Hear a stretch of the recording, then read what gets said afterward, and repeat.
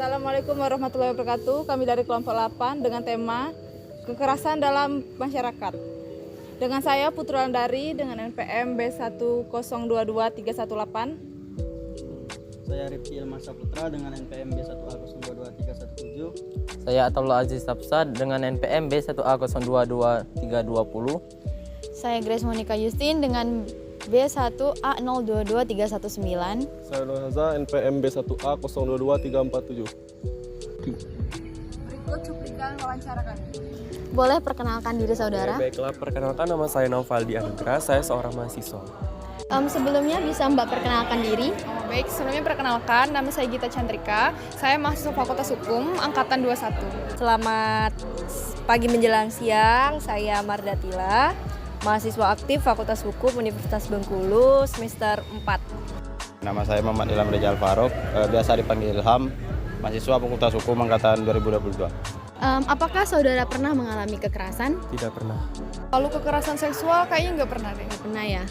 Kalau kekerasan itu kan kita ruang lingkupnya banyak kan, jadi ada beberapa jenis kekerasan, baik itu verbal, non-verbal, atau itu sering kekerasan fisik. Nah, kalau misalnya pertanyaannya pernahkah menjadi atau mengalami kekerasan, kalau fisik alhamdulillah belum pernah, tetapi kalau verbal 1 kali 2 kali itu pernah mungkin. Apakah saudara pernah mengalami kekerasan?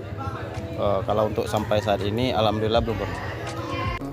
Bagaimana tanggapan saudara mengenai kekerasan yang ada di lingkungan masyarakat? Oke, baiklah, tanggapan saya mengenai kekerasan di lingkungan masyarakat itu seperti contohnya di lingkungan kampus. Di lingkungan kampus itu sangat marak sekali, apalagi di era globalisasi pada saat ini ya, sehingga kekerasan itu sudah menjadi hal yang normal yang dilakukan oleh para mahasiswa, yang menjadikan kekerasan itu sebuah tren, sehingga menimbulkan banyaknya asumsi bahwa kekerasan itu sebagai ya hal-hal yang wajar seperti itu. Oh, kekerasan yang ada di masyarakat kan sekarang itu bukan hanya korban dari kekerasan seksual itu bukan hanya dari teman sedekat ataupun orang-orang asing. Sekarang kan juga kekerasan seksual juga bisa dari keluarga sendiri, bahkan keluarga kandung. Jadi menurut saya kalau seandainya kekerasan seksual ini semakin merajalela di masyarakat. Buktinya saja waktu itu Mbak pribadi pernah melakukan juga kunjungan ke Cahaya Perempuan yang ada di Bengkulu, itu tempat suatu komunitas lah terkait pelecehan seksual. Di situ dikasih tahu bahwasannya di Bengkulu saja, khususnya di kota Bengkulu itu setiap tahun angka kasus kekerasan seksual itu selalu meningkat. Kekerasan yang ada di masyarakat itu banyak faktornya kalau menurut saya ya, baik itu faktor internal sendiri ataupun faktor eksternal. Kalau di internal sendiri itu biasanya dia kebanyakan korban itu yang memancing. Tapi walaupun kita ada statement yang populer di masyarakat, kita tidak bisa menyalahkan korban. Tapi kalau menurut saya ada beberapa faktor internal yang menjadikan si korban itu malah memancing kekerasan itu untuk dirinya sendiri begitu. Kemudian yang kedua itu pastinya faktor eksternal. Faktor eksternal itu bisa dari lingkungan, kemudian dari lingkungan pun banyak ragamnya. Lingkungan perkuliahan pun bisa menjadi mempengaruhi suatu kekerasan itu bisa terjadi. Apalagi di lingkup perguruan tinggi, kalau teman-teman baca biasanya di dalam kehidupan berkampus atau proses belajar mengajar itu seringkali terjadi kekerasan. Jadi di masyarakat pun pasti lebih banyak gitu, karena masyarakat lebih luas daripada lingkungan kampus gitu. Sebenarnya itu seharusnya tidak perlu terjadi ya, karena kita negara hukum, sudah ada aturan yang mengatur itu, dan juga itu suatu perilaku yang tidak menyenangkan.